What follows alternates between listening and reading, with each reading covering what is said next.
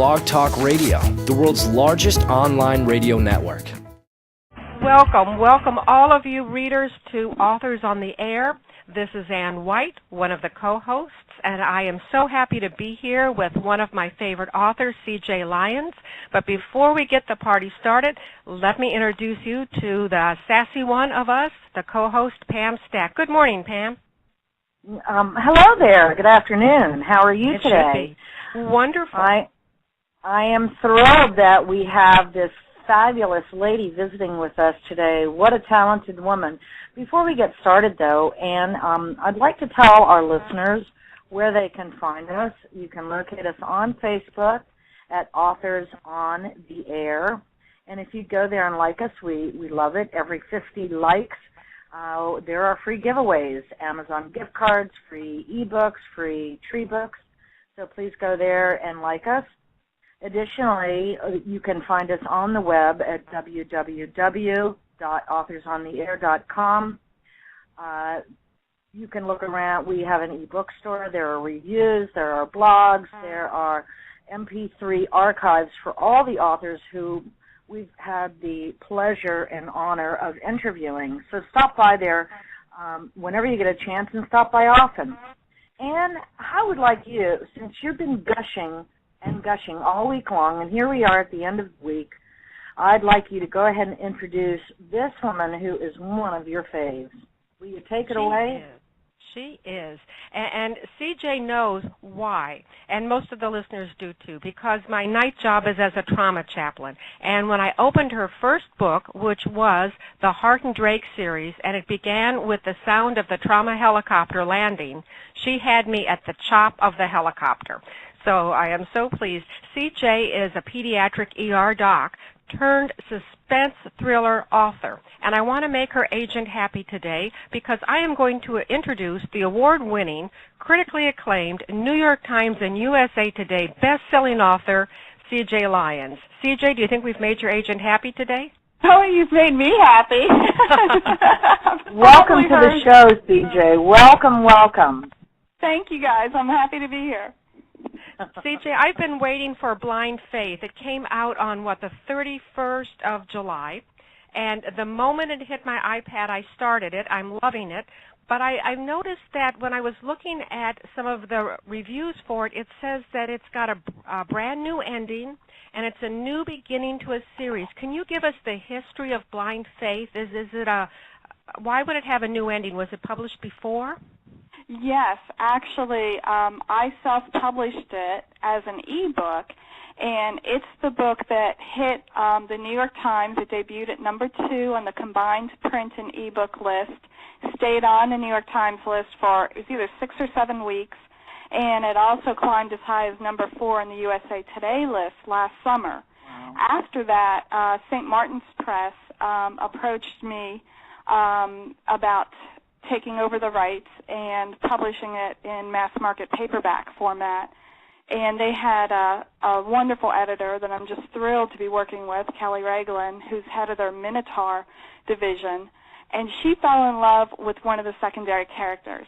And if you read the reviews, which right now, since the new version just came out, almost all those reviews are about the old version, the first version. And most of the people that didn't like it, they didn't like it because they also fell in love with the secondary character, and they didn't like his ending. So Kelly's like, we have to give him a second chance. And so when I went back to rewrite his character, that meant rewriting at least about a third of the book. But I think it did come out better in a lot of ways because by changing that character's ending and giving him a chance at redemption, it deepened a lot of the emotional aspects of the plot, and it also highlighted a lot of the really, really tough choices that these characters have to face because they're in a true dilemma. It's a lose-lose situation pretty much every step of the way. So they really end up sacrificing a lot by the end, particularly this secondary character. So I figured if I was able to please my editor who fell in love with him, hopefully fans will also really enjoy this new version of Blind Faith. And who is this secondary character? He's Hal, the sheriff department of the very small town in the Adirondacks of New York, Hopewell. And, of course, it's a fictional town. But yes. Yeah, no, and I'm liking Hal so far, so that'll be great. That'll be great. Have you gotten any reactions to the new one yet? Well, so far, since it just came out, on the 31st, I really haven't had a chance to have many reviews yet. I did notice a fan emailed me a copy of their review that they posted on Amazon, and they really enjoyed it. And it did, I believe, get several good reviews from bloggers, such as the Criminal Element blog. Well, I'm looking forward to it. I'm about halfway through. Yeah, I'm about halfway through and loving it, and I do love Hal, so cool. Okay, go ahead, Pam. Congratulations on the reissue and new story of Blind Faith. It sounds like fun. Can't wait to read it.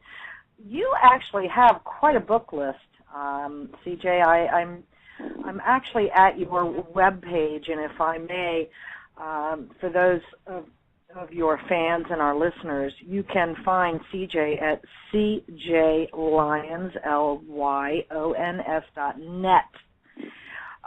She's got a beautifully designed webpage and substantial information about each and every one of her books. But I'd like to go back because Anne is so fond of you because of your connection to the emergency room and hers. Can you tell us a little bit, when I was reading your bio, you said that there was a horrible death that changed the way you decided to write. Everything changed. Your internship in Pittsburgh, correct? Correct. Can you tell us a little, are you comfortable telling us a little bit, even on the periphery, about that and how that everything changed for you at that point?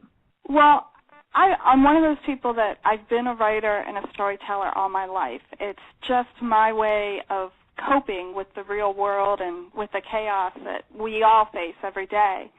Right. And so I wrote my first novel. It was a YA fantasy novel in high school, and then I kept writing through college and medical school. I wrote science fiction and fantasy.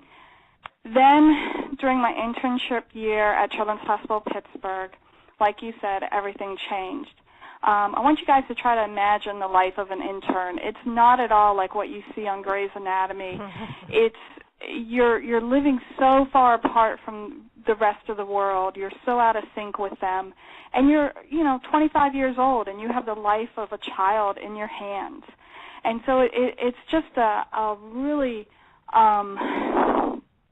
it's almost like being a soldier in some ways, because you really cling to your team. Those are the people that have your back. Those are the people that speak your language and that help you fight those battles that you face every day. So we became very, very close. And about halfway through our internship year, one of my fellow interns was murdered. And it was a horrendous crime. It made national headlines. The local, county, and state police departments all joined forces, and they did find the perpetrator very quickly. They were amazing. And, in fact, as part of Blind Faith's launch, I actually just established a new initiative called Buy a Book, Make a Difference. And I'm going to use Blind Faith's launch to hopefully raise some money for some charities, but also to do some scholarships for forensic training for underserved community police officers. And that scholarship is named after Jeff. So it's my way of I saw that you have made a space, and you've mentioned St. Jude's Children's Hospital. Blessings to you on that. My brother passed away up there, so I know the importance of the work they're doing. How did that change your writing? What happened to you after that happened? Well, Jeff was killed on a Thursday morning, and pretty much we were all back to work by Monday, facing those same challenges, those same life and death decisions. And the only way I could really cope with the grief and the trauma was to write. But writing science fiction and fantasy just didn't do it for me anymore. My reality was just too stark compared to that escapism. I needed to feel that there was justice in the world, and that good people could find the courage to make a difference. And so I wrote my first thriller, which is actually Borrowed Time. Last year it hit the USA Today list, so that was quite an accomplishment for very much the first thriller that I ever wrote. Congratulations. And I just, after that, especially choosing to specialize in pediatric emergency medicine, which meant working with a lot of victims of child abuse and sexual abuse, I just felt like it was my way of hopefully empowering and inspiring other people, as well as dealing with the trauma that I saw every day in the ER, was writing thrillers. So they're not your typical thrillers. They're not about the car chases and the explosions. Each of them focuses on the relationship of the people, whether it's a romantic relationship or just a working relationship. But they're about the people. They're very character-driven. And they explore that gray area between the black and white of good and evil. But I felt I could do that best writing crime fiction. So I honestly haven't looked back ever since. I think it's now up to 16 or 17 novels out there.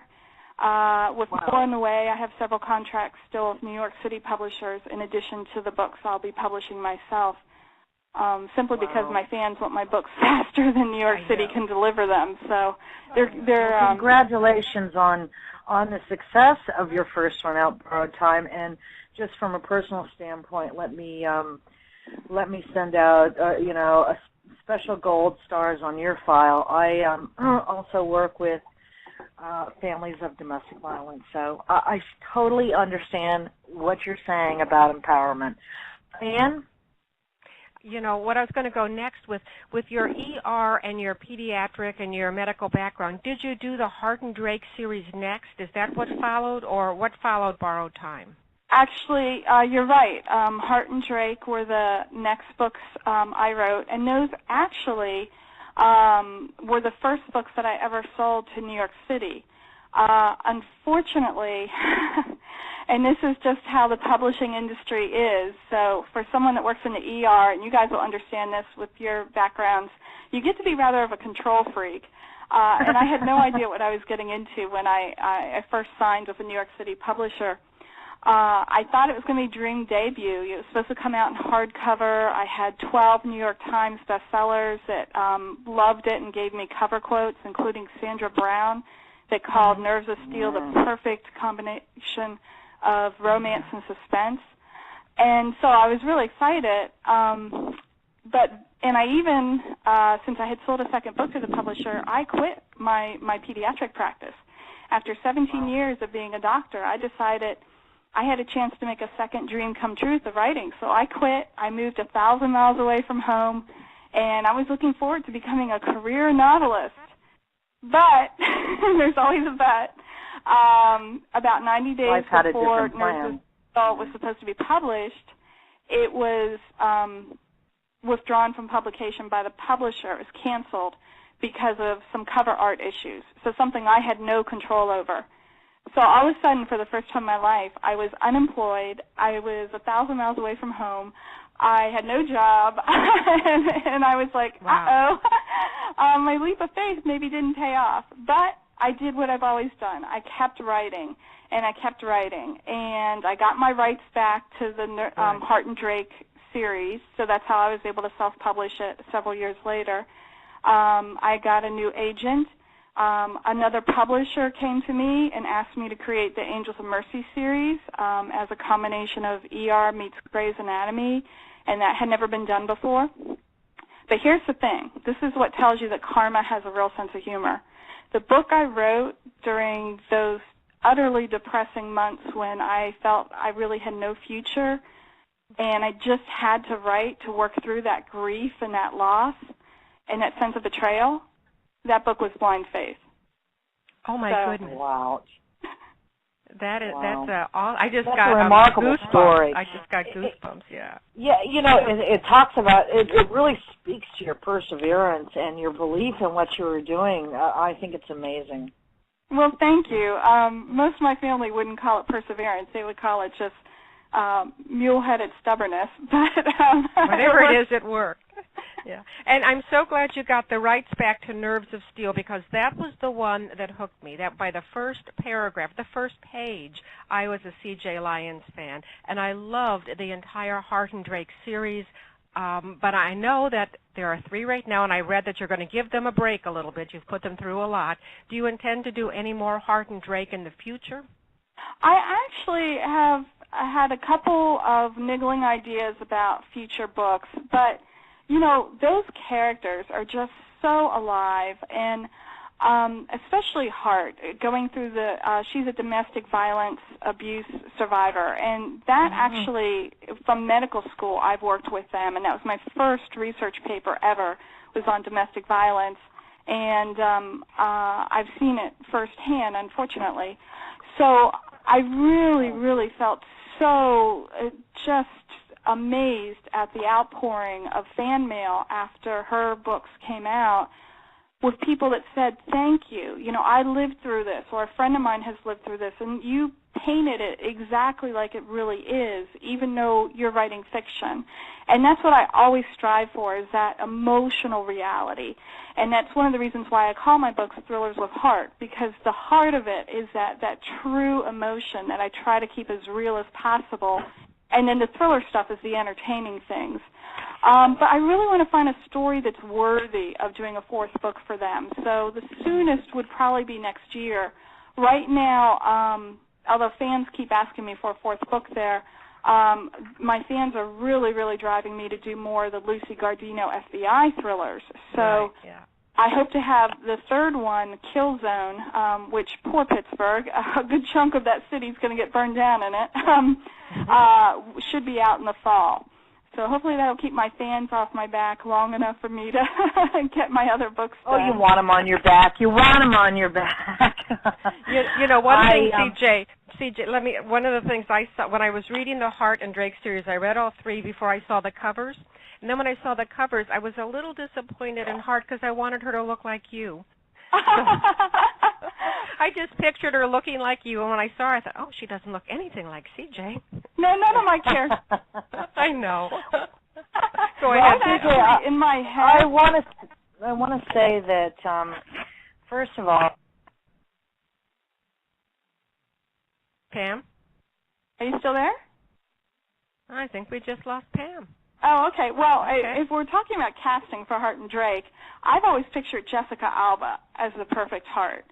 Or maybe Maggie Gyllenhaal, because they just have that presence that she has, and yet they're vulnerable, you know, and I love that, how you can have that combination of strength and vulnerability in the same character, which is why most of my protagonists are women, not just because I'm a woman, but because I love showing people that, you know, it doesn't matter what your gender is. It's what you do with the opportunities you're given, and that heroes really can be born every day and learn how to find the courage to step up and change the world. I know. And what I like, too, is that your heroes are real with their vulnerability, like with Lucy, too. I love that series. She's an FBI agent, and yet she is strong but still has that human vulnerability that we do have. We do have. Yeah, I mean, Lucy's greatest fear is that she's not a good enough mother and wife, because she just is devoted to her family, and yet she knows in her heart, I mean, this isn't like a reality type knowing, but this is just kind of her way of thinking. And I interviewed a lot of FBI agents, and they said, oh, yeah, that is, you know, no one talks about it, but that really is how a lot of us feel, is that if she doesn't devote everything she has to her work, if she doesn't give her work and the children she protects through it 110%, that something is going to come back and bad things will happen to her family. She just has that magical thinking. So she's always torn because she wants to give her family 110%, but she also wants to give the kids that are the victims that she's working for and protecting in her role as an FBI agent. So how can one person do both? Right, and really it shows that pull and tear that a lot of women who are professionals feel, more so with FBI, but I'm sure even in the medical field, women doctors have that pull and tear, do I devote my time to my practice? I have a family. So it really shows that kind of tug that professional women do have. Oh, yes, and that's actually why I created Lucy's, because I was so tired of, in thrillers, if you had a female protagonist, they were almost always some kind of high-level, high-powered career woman, whether it was law enforcement or doctor or lawyer or reporter. But no one ever addressed that. They always made them very much larger than life or driven by demons or fighting, the stalker serial killer. And I really wanted Lucy to just be a normal, happy, loving mother and wife. She's a Pittsburgh soccer mom, and she loves that part of her life. She just also happens to be an FBI agent who's very, very good at a job that very few people want to do, which is working crimes against children. Yeah, wow. She's remarkable. Pam, you're back with us? Yeah, I'm sorry. I had a coughing attack here and had to kind of drop off. I wanted to say, and I don't know how much you heard of me or not, but I wanted to say I am a survivor of domestic violence myself. So I want to thank you for empowering women. That it just makes a huge difference to see yourself in print and know that you come out ahead.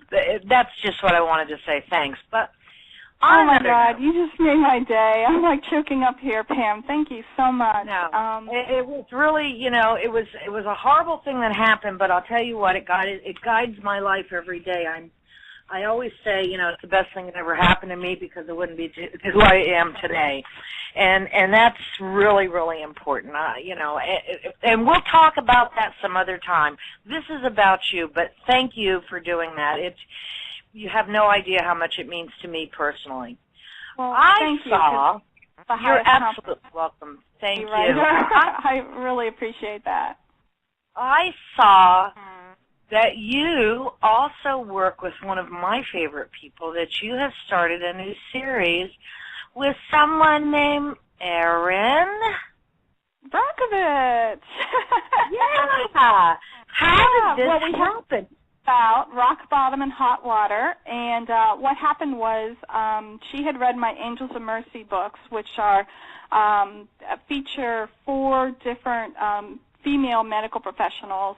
And so she really loved how, again, you could be a strong woman and yet still be vulnerable. And she really liked it that these women learned to be their own heroes instead of relying on someone else to come rescue them, which is basically what Erin preaches. I mean, if you read her blog or go to her website, it's definitely about empowerment. It's about education, and that knowledge really is power. So when she came to me, and her publisher came to me and asked me if I would consider working with her, of course I had this, high-pitched fangirl squee of delight. Those books were so much fun, and it was the fun thing is trying to capture her voice. And she really is just like Julia Roberts portrayed her in the movies. We've never met in person, but we've had phone conversations and email exchanges because her travel schedule is just incredible. The woman is just amazing at what she does. So I had to try to capture her voice and yet also, make it a character that wasn't quite as strong and successful as Erin is now. So we kind of took it back to, well, what would have happened if everything in the movie didn't work? What would that person be? And we kind of used that as the basis of our A.J. Palladino character. And those books are so much fun. They're wonderful, wonderful, fast reads. Since it's summer, excellent beach reads. But, yeah, they were a lot of fun to do. Will you be collaborating with her again? I don't know. She has gotten so busy, and so am I. Hot Water just came out, and I'm not certain that we're going to be able to collaborate again just because of our mutual time constraints. But certainly, the stories stand by themselves, and fans will at least have those 2 books. Exactly. Is there anyone you'd like to collaborate with? Anybody else? Well, I mean, I'm one of those people that I learn every time I work with someone else. So if I would ever think of working with someone else, it would probably be someone that's already a writer, so that I could learn more of the craft from them, because I'm always trying to take my writing to the next level to give my readers more. And so, it would kind of depend on where I am and what the project was. But I'm one of those people, I'm open to any possibility. Yeah. Anyone on your wish list? Oh, gosh. Well, I mean, most of them are authors that are dead. I mean, favorite authors. We're going to resurrect one. There you go. Like Ray Bradbury. He was one of my first authors I fell in love with when I was a child, reading his work, and I still reread. I've probably read Something Wicked, This Way Comes a couple dozen times. His poetry and the way he uses description to evoke emotion, there's just so much to learn from him. Pam, I know, wants to talk about the craft of writing, which almost would be a good segue, but I don't want to leave your books just yet, because there's one more I want to ask about, one of the standalone thrillers, which I have not yet had a chance to read, but it's Lucidity. And I'm part of you have a book. Tell us about your book club, where if you write a review, you get a book, and then explain, because I got Lucidity, and you said, oh, this is going to be different. Yeah. Would you explain how readers can, if they write reviews, get books from you? I actually recently just changed that program to make it easier for readers to get books from me. Now all they have to do is sign up for the Thrillers with Heart mailing list, and that's my monthly newsletter. It's not all about me. That's why it's called Thrillers with Heart, is because I decided my readers deserve more than to just hear me yammering on about myself. So instead, I've tried to feature interviews. Like the first issue is an interview with Sandra Brown. Just did a couple videos with Lee Child, and he took us all behind the scenes of the new Jack Reacher movie. So things like that, so it's not just all about me. But in that first issue that you get as a complimentary issue when you sign up, there is a chance that you can request you can choose one of 4 of my ebooks. And the reason why I did 4 is because different people have different tastes. So Nerves of Steel is in there. One of my romantic thrillers, Lost in Shadows. The first Lucy Gardino FBI mainstream thrillers in there, Snakeskin. And then I put Lucidity in there. And the reason why I put Lucidity in there is that it's probably the book that the smallest segment of my audience has read, but those that have pretty much uniformly loved it. And it was just one of those books in my heart that I could not write. I actually wrote it while I was under contract for another book, so it kind of pushed me into writing that other book very, very fast. But it's like I just could not get these characters' voices out of my head. It's very different. It defies any genre labeling, so I just call it a ghost of a love story. But it features as the main character a former ER doctor who has agoraphobia after witnessing her husband's murder and being brutalized herself, and she wakes up in the hospital with a brain tumor. Well, she's agoraphobic. All she wants to do is go home. So she's trying to escape the hospital, and she can't. And it turns out that the man that killed her husband is there in the psych ward, in a locked ward. There's also a couple of children that she meets who are at risk. A time-traveling Jesuit priest helps to bring the ghost of her husband to life for one night to help her fight all this. And the real bad guy is a doctor that is trying out a new experimental mind control technique and wants to take it live to the general population and use it to control large segments of the population. So it's got everything. It goes back to the fall of Atlantis, to this new near future mind control science fiction thing.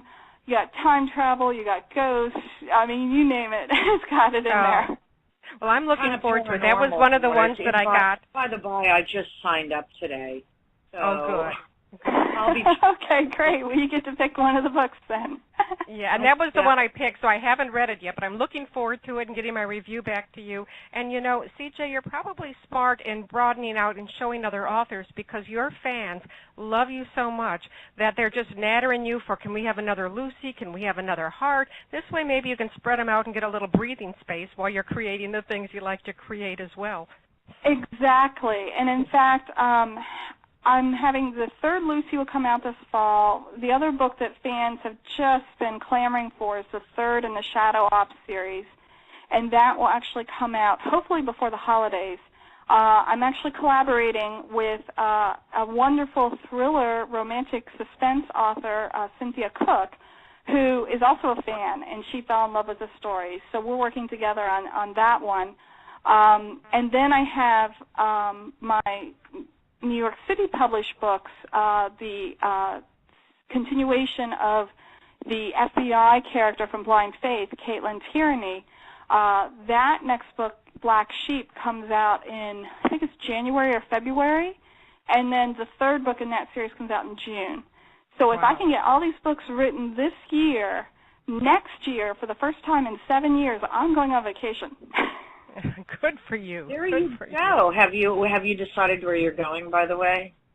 Well, I'm calling it vacation, but actually it's going to be more of a research trip because I have this idea for a kind of crazy YA science fiction, but I need to do some research in London and Paris, and I've never been to either city, so I'm it'll be vacation, but it's also going to be definitely a lot of research. But you know what, honestly, anything I do turns out to be research. It all goes into books sooner or later.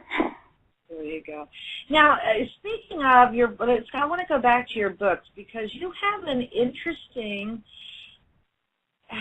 on your webpage I noticed you have a little tag called For Writers.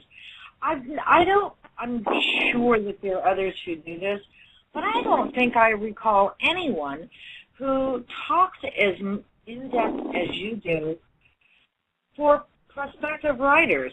We get calls all the time, and we ask all the time, you know, what do you say to someone when they say, oh, I think I have a book in me? Thank you for putting this up there. Tell us about For Writers.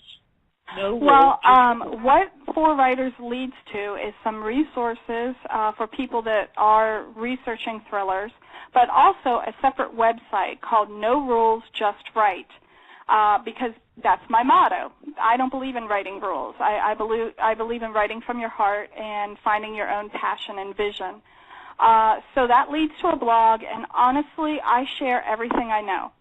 Now, we just went live with some multimedia classes that you do have to pay for because they are intensive. I mean, there's like hours and hours of video and audio, and I don't even know how many hundreds of pages of text that we supply for those classes, and that's partnering with a wonderful author from the UK, Joanna Penn of thecreativepenn.com.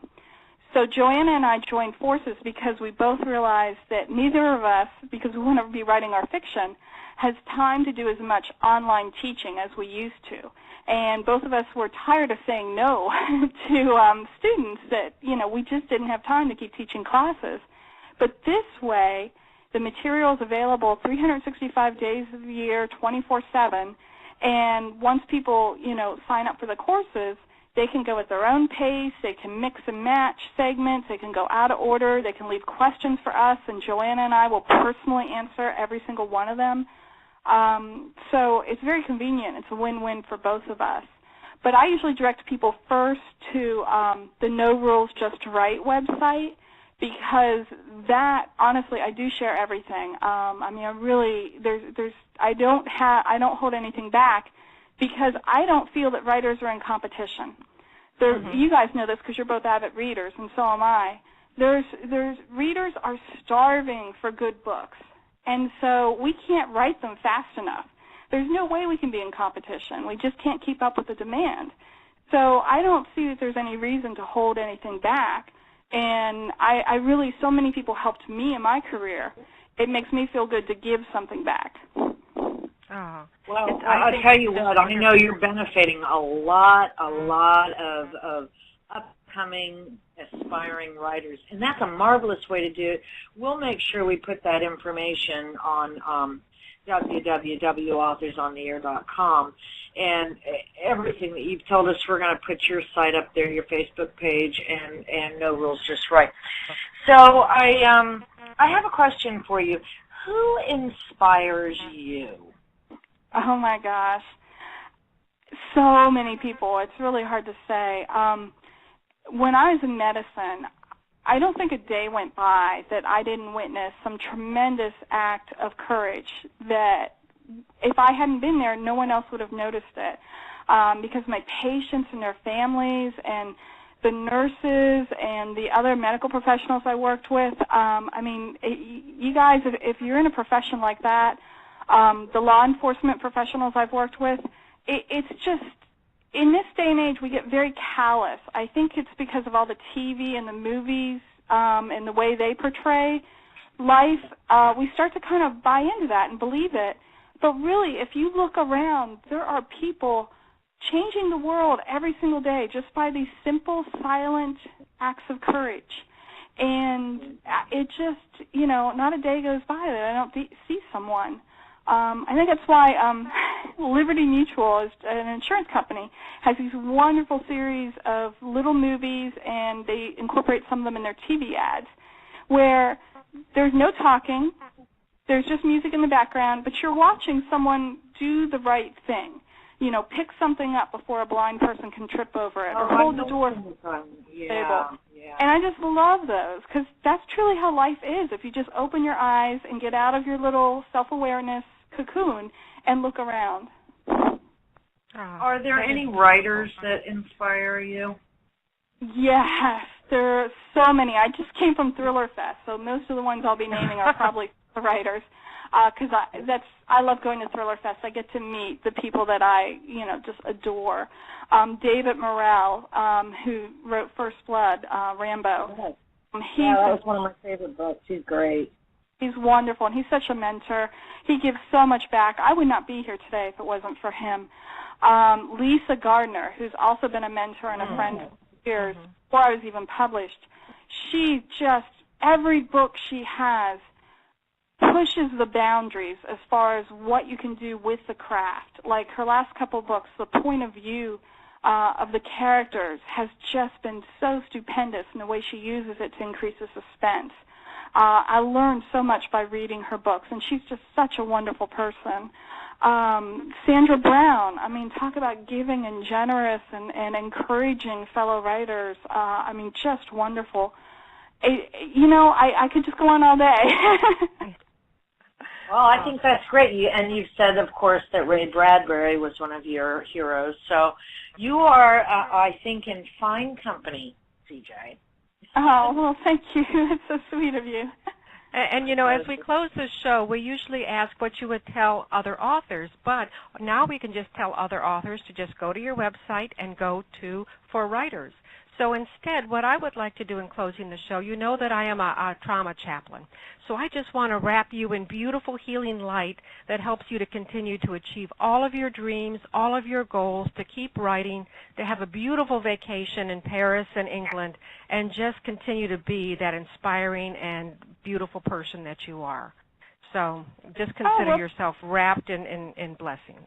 Thank you. I actually feel warm and tingly all over now. Thank you so much. Yeah. And I've never done that, but you just seem, I just wanted to just wrap you because you're such an inspiration to so many others. And so. Truly, I have to say, CJ, you are. As one survivor to the other, I will tell you that I am honored that I've had the opportunity to speak to you.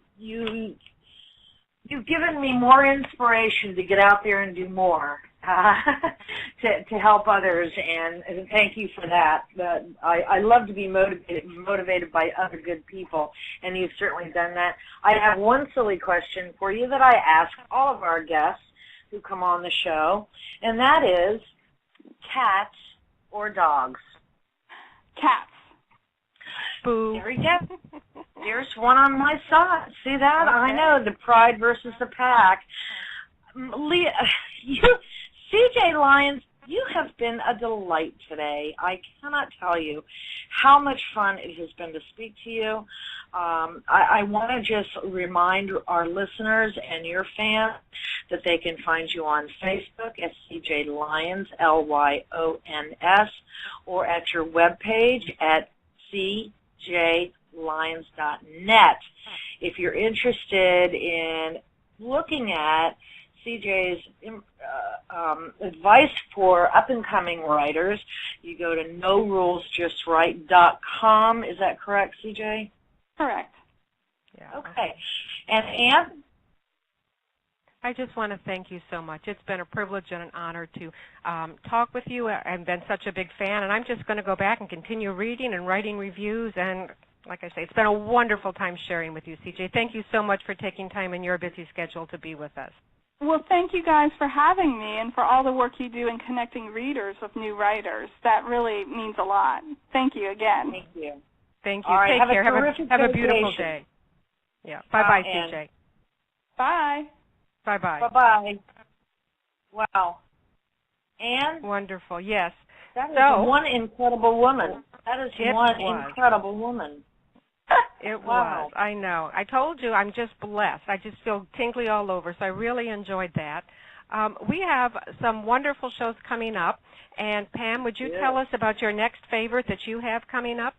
Oh, well, yes, of course. One of my most favorite authors ever is Robert Gregory Brown. He'll be visiting us on August 10th. We also have, so that's in a week from today, and then the following week we're going to have our friend Mike Ferrisy back with his new book, Bombshell. Bombshell, yeah. And yes. Pam, we're going to have a surprise somewhere along because those of you who were with us last week know that we had extreme technical difficulties trying to bring you Leland Dirks with his new book, Jimmy Mender and His Miracle Dog. Unfortunately, we had 15,000 listeners who were unable to hear Leland that day. So we will be doing a recording with Leland shortly, and since our schedule is booked well through September, Pam, I think we're just going to have a surprise show someday that's not going to be on a Friday and give everybody a little treat somewhere during the month of August. That's for sure. I would love that. We also have Heather Graham coming up, multiple award-winning writer of about 5 different genres. She's incredible. We have Ian Woodhead, who is a horror writer from Great Britain. Funny guy. We have the one and only Rachel Gibson coming to see us, one of the best romance writers in town. We also have Beth Chada coming, who also writes romance, and she writes steampunk. So that is going to be a good show as well. If you need to find out where we are and you'd like to know who is going to be on the show, please go to our website at www.authorsontheair.com and join us on Facebook at Authors on the Air and give us a like. You will be automatically entered into our drawing for every 50 likes, regardless of when you liked us. Thank you so much for joining us today, listeners. We enjoyed speaking with you, and we were blessed to have CJ Lyons. And thank you so much for being my smart co-host. Oh, it's been fun. And as we know, since this is Friday, grab a good book, find a good place to go read, put your feet up, and just lose yourself in one of the great books that our many wonderful authors have produced. Take care, Pam. Have a great weekend. Thank you. You too, Ann. Blog Talk Radio, where millions of hosts and listeners gather.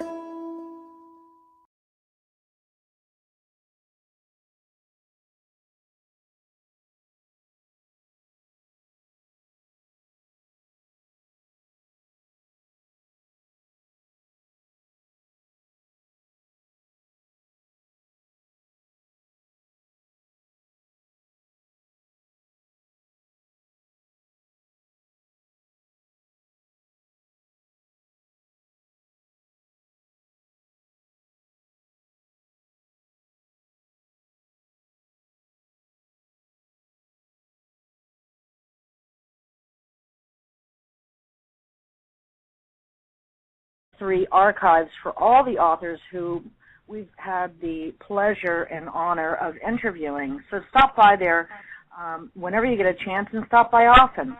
And I would like you, since you've been gushing and gushing all week long, and here we are at the end of the week, I'd like you to go ahead and introduce this woman who is one of your faves. Will you take it away? She is.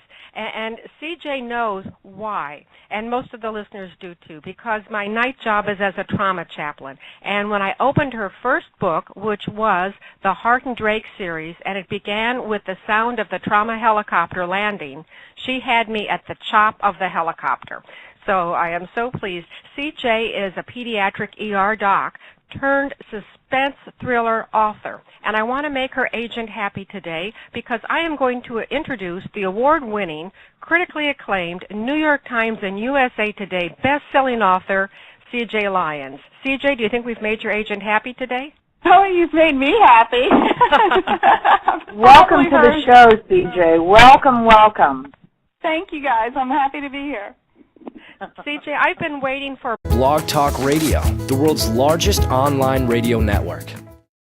Welcome all of you readers to Authors on the Air. This is Ann White, one of the co-hosts, and I am so happy to be here with one of my favorite authors, CJ Lyons. But before we get the party started, let me introduce you to the sassy one of us, the co-host, Pam Stack. Good morning, Pam. Hello there. Good afternoon. How are you today? Should be wonderful. I am thrilled that we have this fabulous lady visiting with us today. What a talented woman. Before we get started, though, Ann, I'd like to tell our listeners where they can find us. You can locate us on Facebook at Authors on the Air.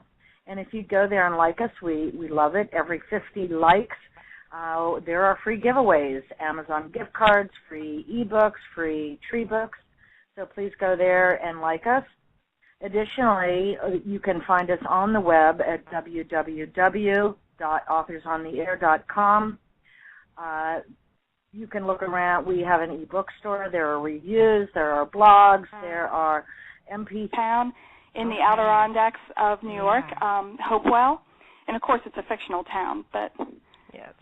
Yeah, no, and I'm liking how so far, so that'll be great. That'll be great.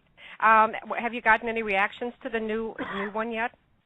Well, so far, since it just came out, on the 31st, I really haven't had a chance to have many reviews yet. I did notice a fan emailed me a copy of their review that they posted on Amazon, and they really enjoyed it. And it did... I believe, get several good reviews from bloggers, such as the Criminal Element blog. Well, I'm looking forward to it. I'm about halfway through. Yeah, I'm about halfway through and loving it, and I do love Hal, so cool. Okay, go ahead, Pam. Congratulations on the reissue and new story of Blind Faith. It sounds like fun. Can't wait to read it. You actually have quite a book list, CJ. I'm actually at your webpage, and if I may, for those of your fans and our listeners, you can find Blind Faith. It came out on, the 31st of July, and the moment it hit my iPad, I started it. I'm loving it, but I noticed that when I was looking at some of the reviews for it, it says that it's got a brand new ending, and it's a new beginning to a series. Can you give us the history of Blind Faith? Is it why would it have a new ending? Was it published before? Yes, actually, I self-published it as an ebook, and it's the book that hit the New York Times. It debuted at number 2 on the combined print and ebook list, stayed on the New York Times list for, it was either 6 or 7 weeks, and it also climbed as high as number 4 on the USA Today list last summer. Wow. After that, St. Martin's Press approached me about taking over the rights and publishing it in mass market paperback format. And they had a wonderful editor that I'm just thrilled to be working with, Kelly Raglan, who's head of their Minotaur division. And she fell in love with one of the secondary characters. And if you read the reviews, which right now, since the new version just came out, almost all those reviews are about the old version, the first version. And most of the people that didn't like it, they didn't like it because they also fell in love with the secondary character, and they didn't like his ending. So Kelly's like, we have to give him a second chance. And so when I went back to rewrite his character, that meant rewriting at least about a third of the book.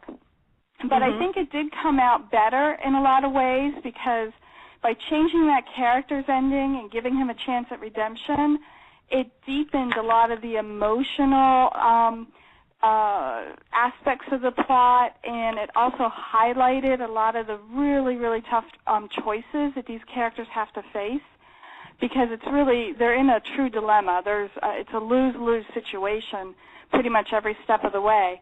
So they really end up sacrificing a lot by the end, particularly this secondary character. So I figured if I was able to please my editor who fell in love with him, hopefully fans will also really enjoy this new version of Blind Faith. And who is this secondary character? He's Hal, the sheriff department of the very small